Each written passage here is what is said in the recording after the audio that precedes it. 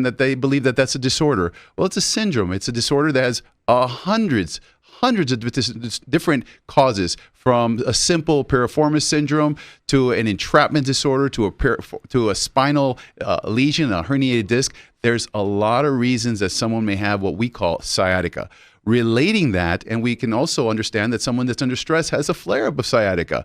Someone with sciatica has intestinal issues. How do we relate that? Well, a good doctor can and kind of figure out what's going on.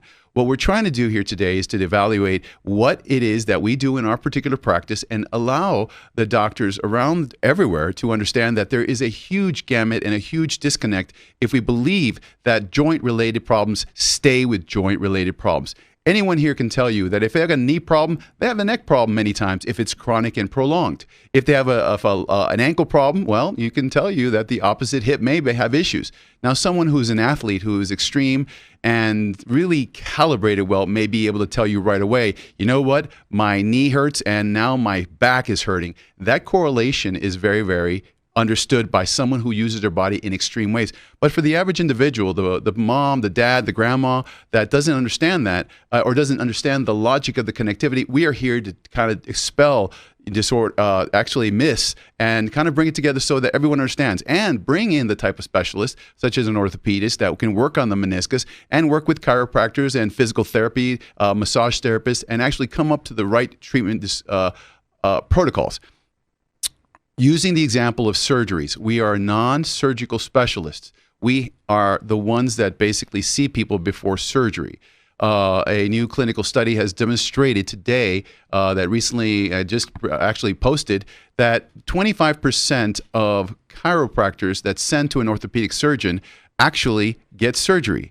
Yet, almost 95% of referrals from an allopathic medicine doctor do not need surgery. What does that mean? That chiropractors in general, or physical medicine doctors that work on these issues, can filter out the disorders before they need actually surgical intervention. This is just a concept that is just out there. It seems like it's a little bit abstract in the concepts, but actually determining what is surgical is important, because a lot of people don't need surgery. That's one of the things. Do they need autoimmune medicines? Maybe.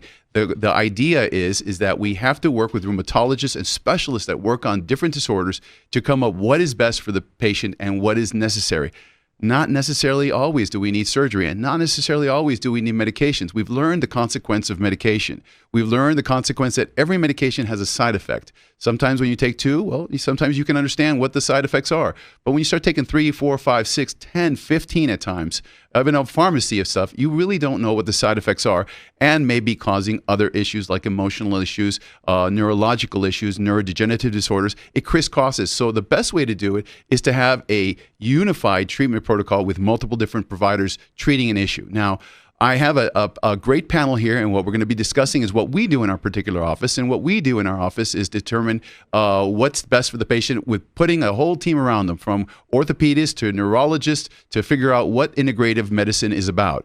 Because there is a place, and modern medicine requires integrative medicine in whole health and in whole fitness. So we are today in a wonderful site located here in El Paso. We're in a beautiful fitness facility, actually, where we treat athletes. Some of the top athletes work in this very building that we're in, that are actually young kids from 4 to 5 years old, when they can pay attention, to the Division I athletes, and some even deciding to be Olympic, candidates. So when you see athletes and you understand the dynamic movements going through their injury processes, is a whole body assessment that we have to figure out. It's a lifetime change, and it's a lifetime assessment. So having great doctors is very important. I'm glad to say that we have a lot here and a lot around the country. So what we have to do is actually bring up the awareness as to why we treat the motion issues, okay? Now, beyond motion, one of the common parallels that we have is inflammation. Inflammation seems to be one of the lines, the things that kind of connect every one of these disorders into one disorder to the other, whether it's rheumatoid, inflammation, diabetes, inflammation, such as pancreatic cells. We have liver inflammation. We have disorders that cause problems with the intestinal dysbiosis, inflammation of the gut. That has relationship to the bones, to joints. And what we need to do is we need to understand that as a team, we need to ferret out the questions to basically find out. When patients present to us, they present to us as almost like a one two-dimensional object, basically with just like I'd call it like a domino. I see a domino, and I got presentations that are the symptoms and objective, subjective findings. Beyond that, what we do is we sometimes just get the initial subjective and findings, but we need to find the history. We need to go back. We need to go back a couple of dominoes ago. What happened 6 months ago?